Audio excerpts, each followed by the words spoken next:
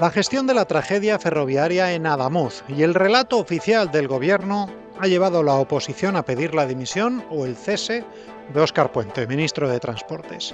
Inevitablemente surge la comparación con lo que pasó con la Dana de Valencia y el presidente entonces de la Generalitat, Carlos Mazón, que acabó presentando su dimisión nada menos que un año después. Yo, sinceramente, nunca he querido entrar en la comparación con Mazón, pero me parece ofensiva.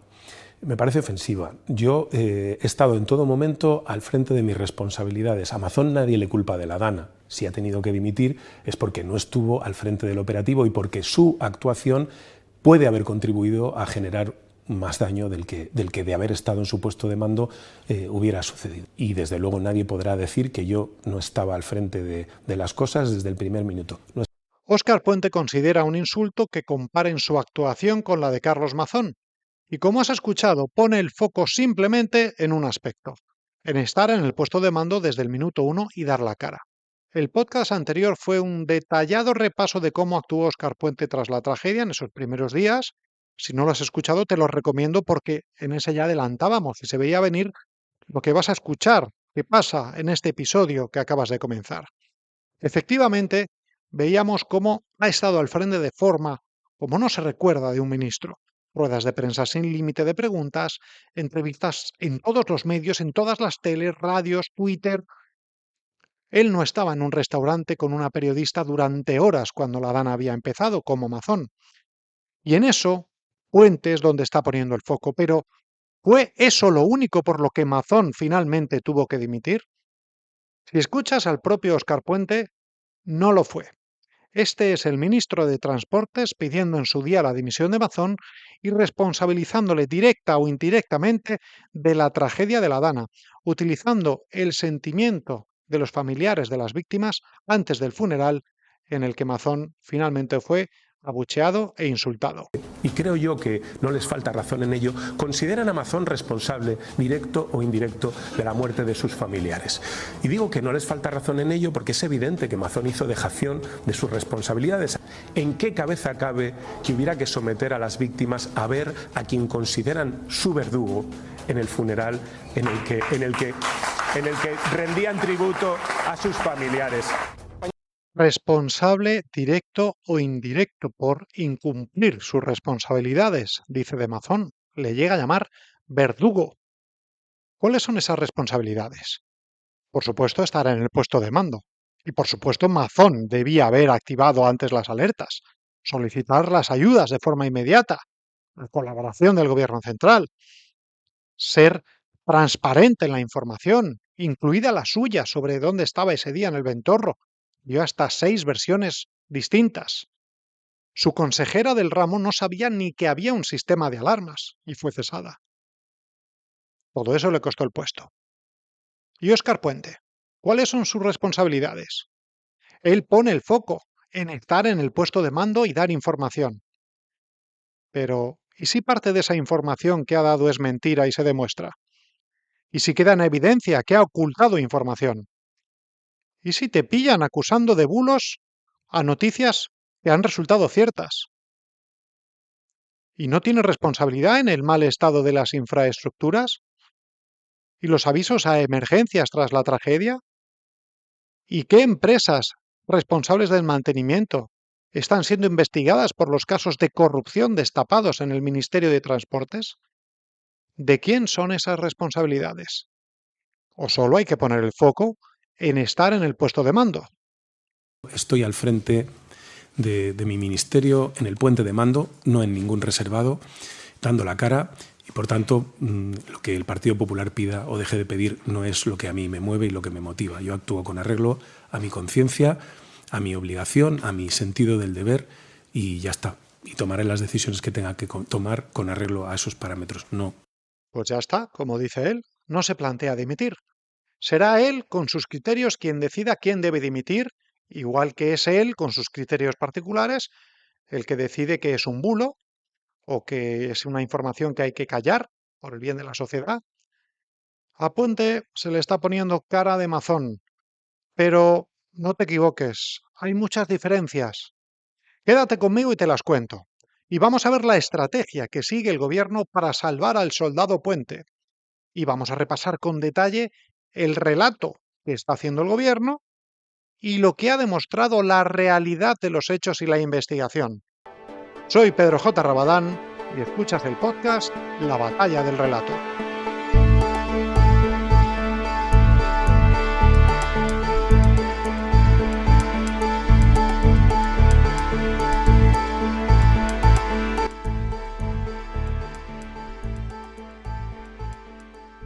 Eso es un hecho, aunque hay tres cosas que hacen de estos procesos, el de Puente y el de Mazón, completamente diferentes.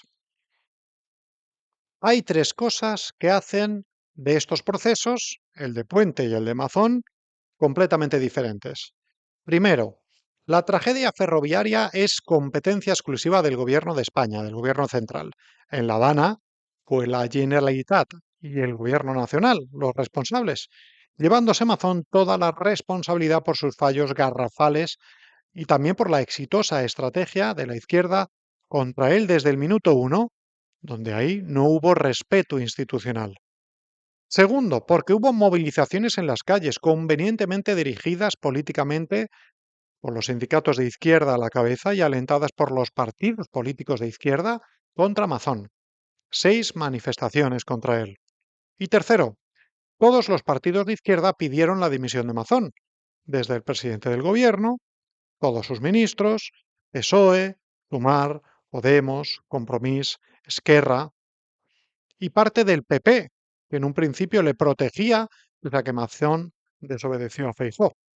Pero finalmente le forzaron a irse tras ese homenaje de Estado organizado por Sánchez un año después de la Dana. Recuerda que Sánchez no fue al funeral en la Catedral de Valencia para no ser abucheado e increpado como le ocurrió en Paiporta. En el caso de Óscar Puente, solo PP y Vox están pidiendo su cese. Bueno, y algunos maquinistas. Nadie más en el arco parlamentario ni en el mundo sindical. Pero como a medida que pasan los días se va conociendo más detalles y queda al descubierto más que mucha de la información que está dando Óscar Puente era un relato de verdades a medias para protegerse él y su gobierno, el Ejecutivo ha acelerado con la operación Salvar al Soldado Puente y, de paso, al presidente Sánchez. Y esa estrategia ha tenido esta semana 4 puntos de acción. Primero, entregar a los medios de comunicación desde la Moncloa un dossier de más de 60 páginas con la verdad oficial, que ha resultado muy inexacta a la luz de las investigaciones y los datos que se van conociendo. Ese dossier ha sido tomado como palabra de Dios por parte de algunos medios de comunicación. Seguro que te imaginas cuáles. Pero otros han seguido investigando, destapando las mentiras de las que luego te voy a hablar. Segundo, seguir con la estrategia de llamar bulo a toda información que no interesa al gobierno y atacar a los medios de comunicación que no se ciñan a la información facilitada por Moncloa en ese dossier. Tercero, cierre de filas absoluto en torno a Óscar Puente. Cierre de filas de todos los ministros, también del PSOE desde Ferraz y por supuesto de Pedro Sánchez. Enseguida vas a escucharle a ver qué decía de Óscar Puente. Y cuarto, sus famosas cortinas de humo.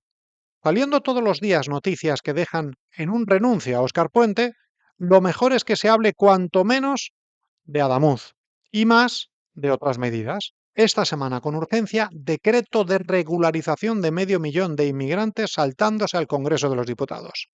Debe ser muy, pero que muy urgente y saltándose el procedimiento habitual.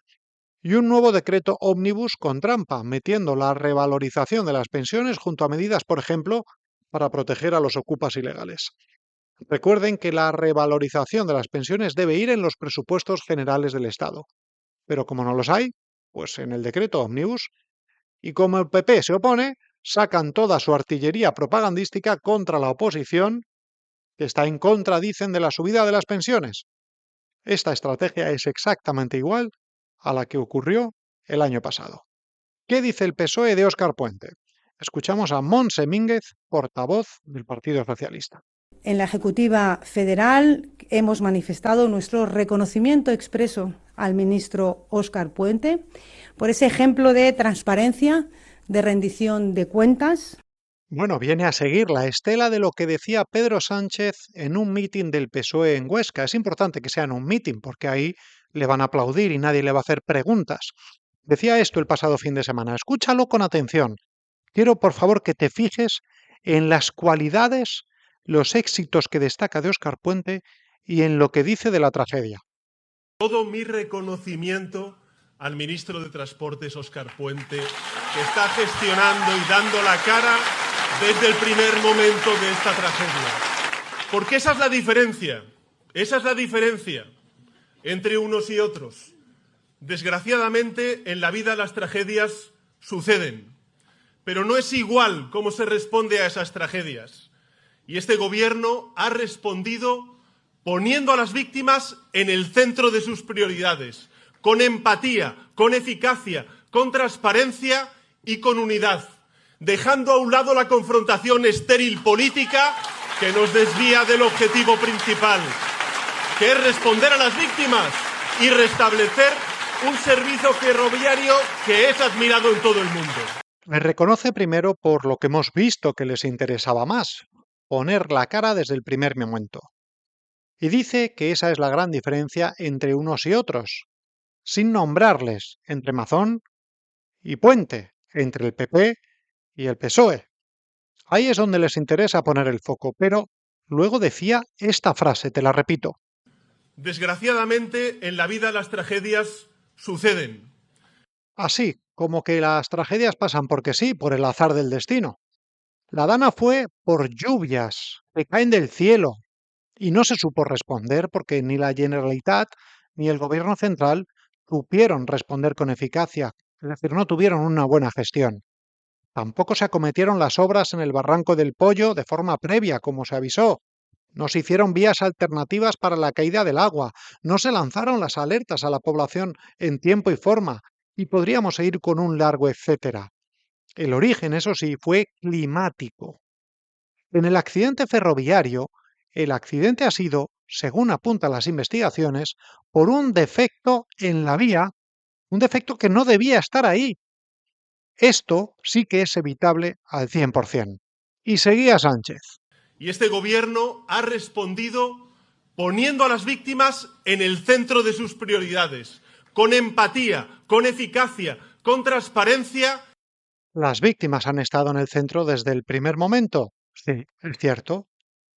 Sánchez dice que con empatía. Mira, no quiero ponerte audios de víctimas hablando del gobierno porque no quiero utilizar su dolor. Pero hay decenas de esos tipos de testimonios. Y no hablan precisamente de empatía. Y luego decía Sánchez transparencia. ¿Qué es la transparencia para Sánchez? A ver si está confundiendo transparencia con salir mucho en los medios de comunicación. Transparencia es decir la verdad, siempre, desde el momento en que se tiene y en todas ocasiones. Y no ha sido así. Y dice más. Dejando a un lado la confrontación estéril política que nos desvía del objetivo principal. Y sin confrontación política. Pero yo pregunto, ¿de quién es el mérito aquí de que no haya confrontación política? ¿De Óscar Puente y de Pedro Sánchez? Las competencias exclusivas ferroviarias son del Gobierno nacional. Si hubiera habido confrontación, sería de otros en contra del Gobierno. No se va a poner el Gobierno a confrontarse consigo mismo. Es una manera de decir que en otras tragedias sí que ha habido confrontación, como en la Dana. Y efectivamente, ahí hubo confrontación entre Gobierno y Generalitat, porque los dos tenían competencias. Aquí no ha habido confrontación porque Feijóo dio la orden durante los días de luto oficial de que no hubiera ataques ni se pidiera responsabilidades a quien tenía las competencias y quien las tiene, que es el Gobierno de España.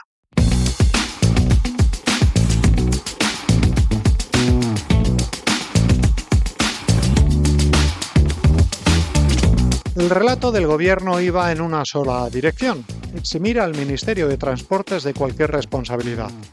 Recuerda que ya el primer día, y así mantuvo durante casi una semana, decían que el accidente se produjo de forma muy extraña. Ojo a esa palabra. Extraña deja abierta la posibilidad a la imaginación. Por ejemplo, no sé, a un sabotaje, a algo que escape del control de Adif o de Renfe. No dijo algo que ha ocurrido por primera vez que la investigación tendrá que determinar, no, algo muy extraño. Y seguía insistiendo en esa idea pese a las primeras investigaciones que ya había detectado la vía rota. Ese era el preludio de las 3 grandes mentiras de Óscar Puente sobre el accidente ferroviario que han tirado por tierra todo su relato. Vamos a verlas. Son sobre las causas del accidente, sobre la respuesta de los servicios de emergencia y sobre el homenaje de Estado a las víctimas mortales.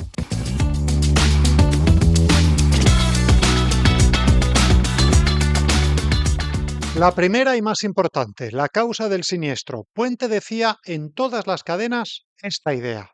Cuando se dice, no, es que no hay conservación, no, es que esa línea está renovada por completo. Empezamos el año 21 y en ese punto concreto, en la zona donde se produce el accidente, las obras acabaron en mayo del año pasado. Y también la vía es una vía completamente renovada en el mes de mayo de este año. Por tanto, el accidente es tremendamente extraño, es en una recta. Estamos hablando de un tramo además renovado en mayo del año pasado. En fin, no hay razones para vincular inversión o desinversión con el accidente en este caso. Es decir, que estos raíles que son ahora objeto de inspección y de investigación y que se van a llevar al laboratorio, estos fueron colocados el año pasado. En mayo, sí. Nos encontramos también ante un suceso muy extraño porque esa vía está recién renovada, ha pasado a auscultación dinámica, geométrica, la visual.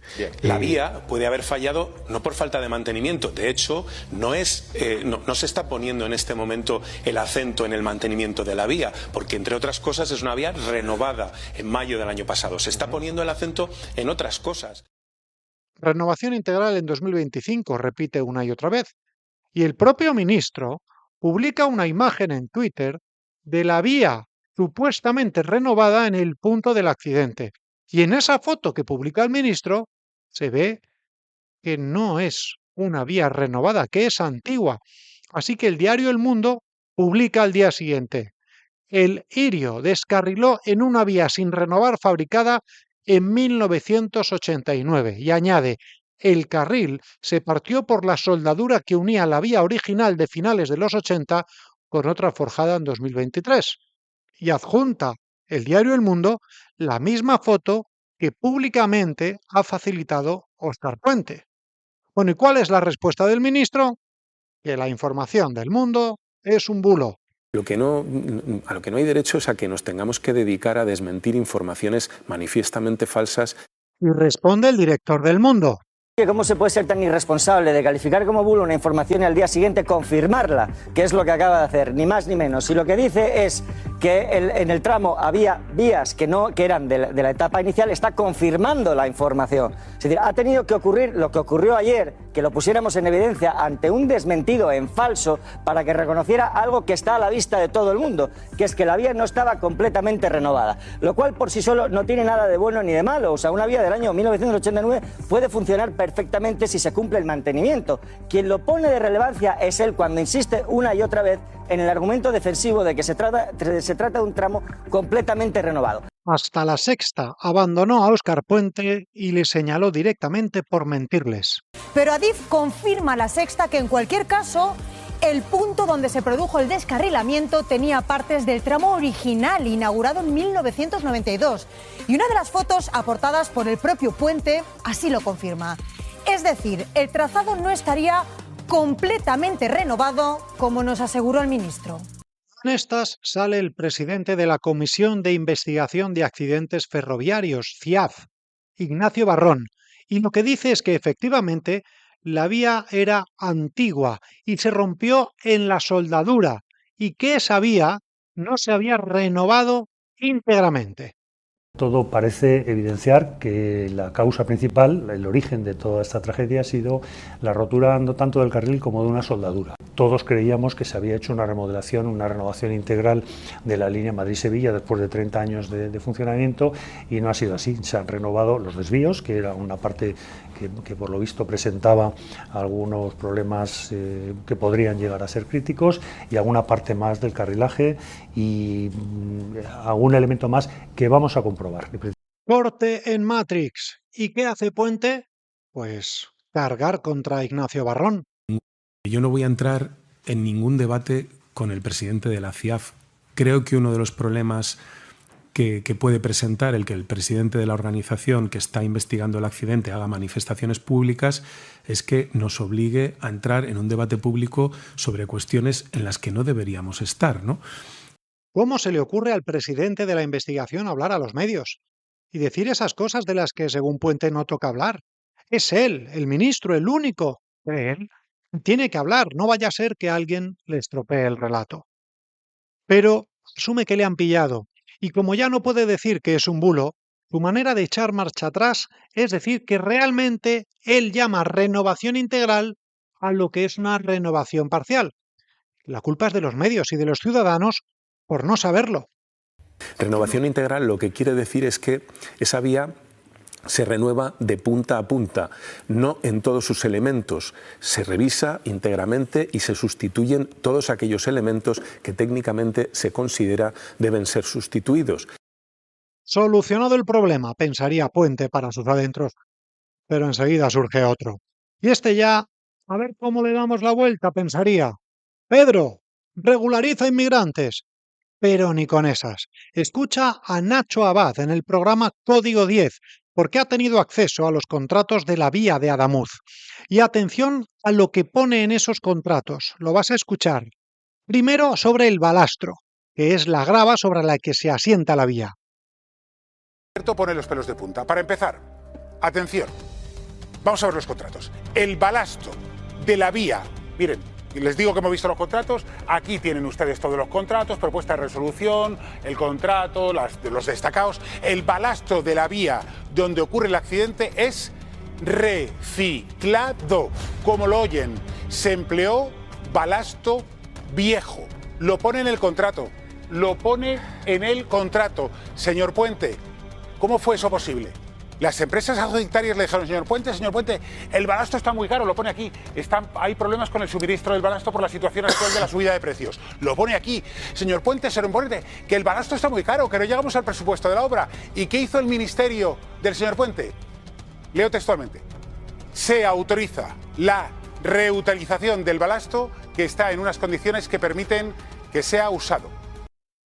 Segundo, en ese mismo contrato, las traviesas, que son esas maderas sobre las que después se asienta la vía.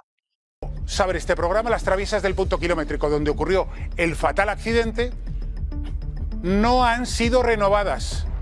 No, ni una. Se renovaron buena parte de los tramos de la línea Madrid-Sevilla, pero no las del punto kilométrico 318 de la vía 1 por el que circulaba el Lirio. Señor Puente, usted dijo en entrevistas renovación completa. Completa no es parcial. Completa no es dejar las traviesas antiguas y con un balasto usado.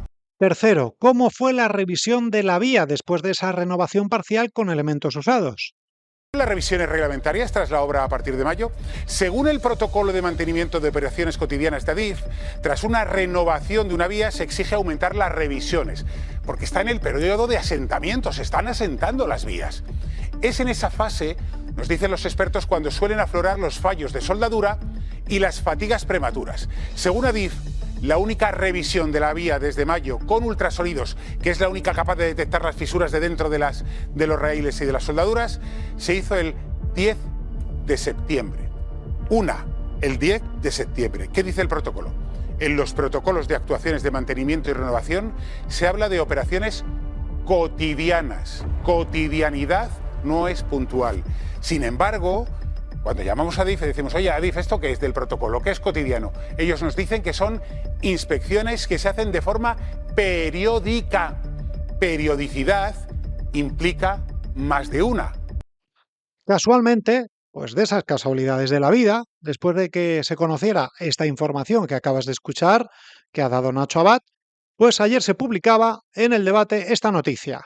El gobierno borra archivos de las obras de renovación de Adamuz de los portales públicos de contratación. Fíjate, de dónde van los periodistas precisamente a obtener la información de los contratos, como el que acabas de escuchar.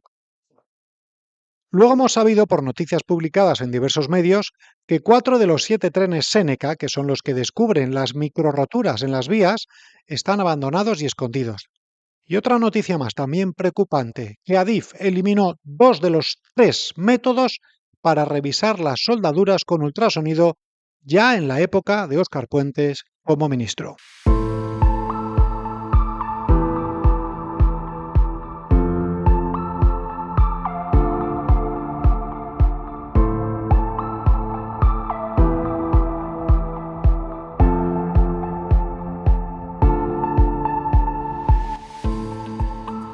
Vamos con la segunda mentira del gobierno. En este caso, hay que volver a las horas posteriores a la tragedia. Lo primero era ver si se había actuado rápidamente, si se había reaccionado con celeridad para socorrer a las víctimas.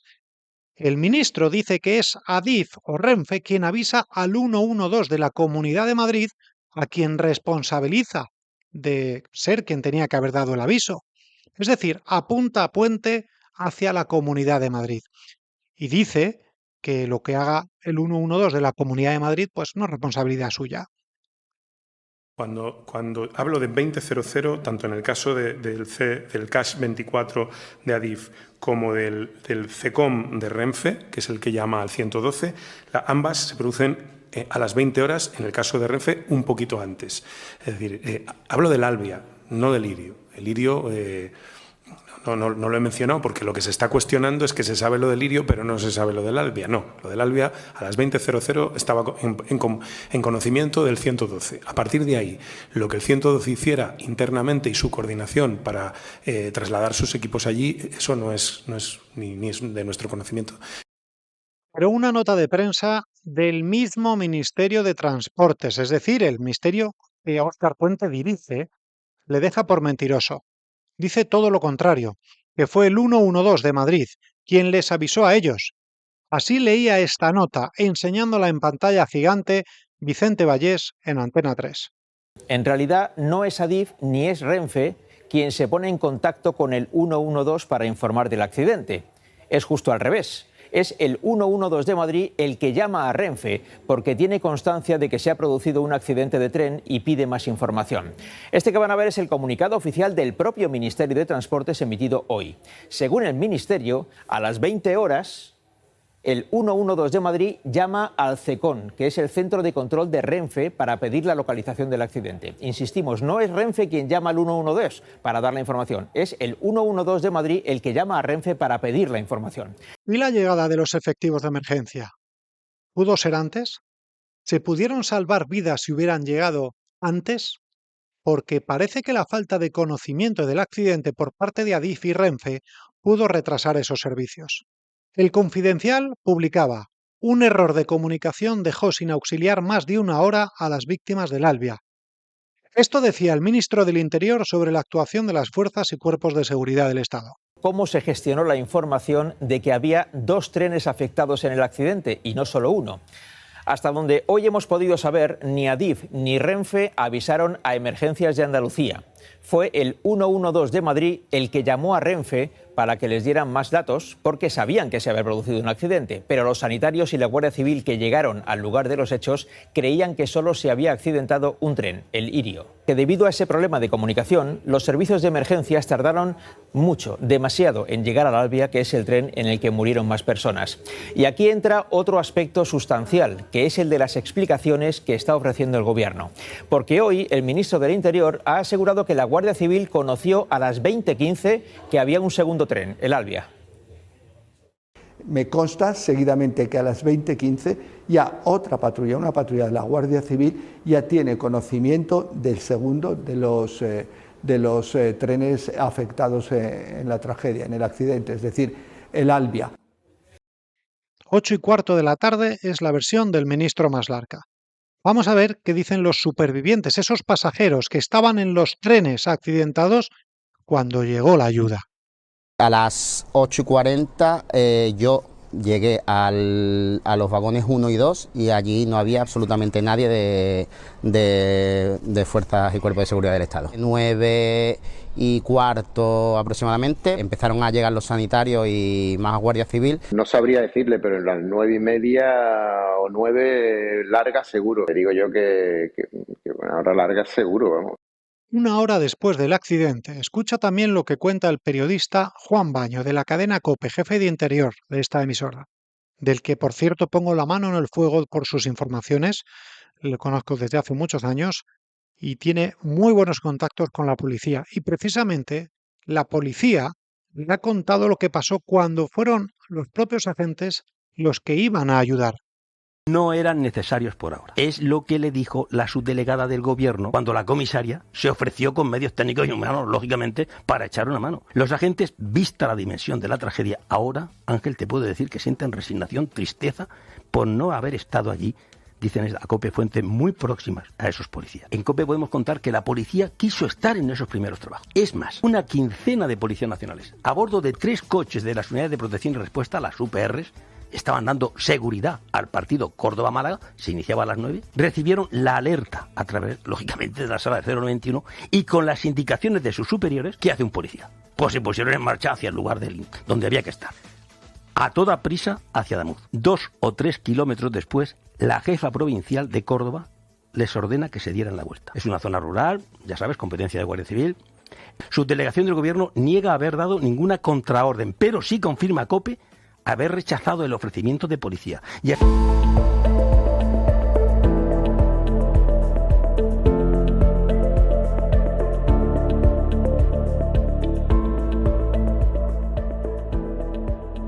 Tercera mentira, el homenaje a las víctimas. Sabes que el gobierno propuso un homenaje civil, que no un funeral, para las víctimas de Adamuz.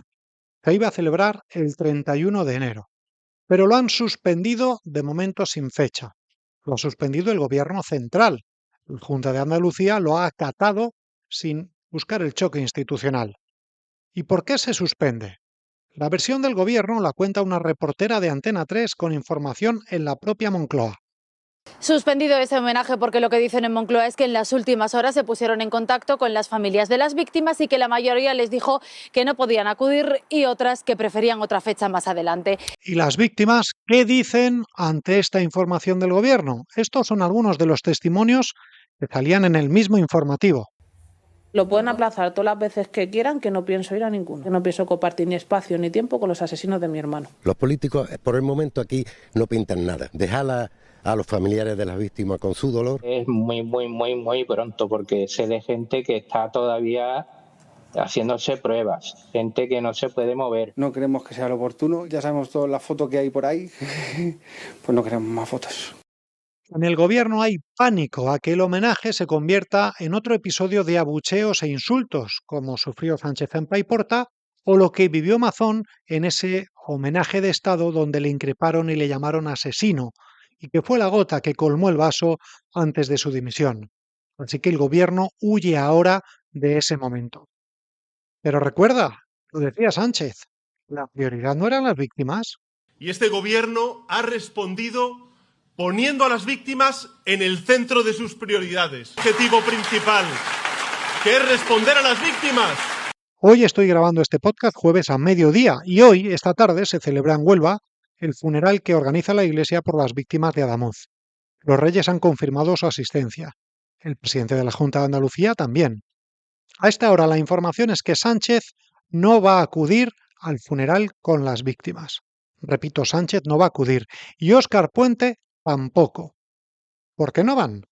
¿No les hemos escuchado durante este podcast decir que han sido un ejemplo de transparencia y de empatía con las víctimas? ¿No decían que hay que alabar su gestión? ¿Por qué no van? Puente y Mazón, historias paralelas, pero con algunas diferencias, como hemos visto, y seguramente con un final completamente distinto, porque el relato interesado puede fabricar la realidad, puede condenar culpables y también puede eximirles de culpa. Mantén altas tus defensas, que no te manipulen. Nos escuchamos pronto.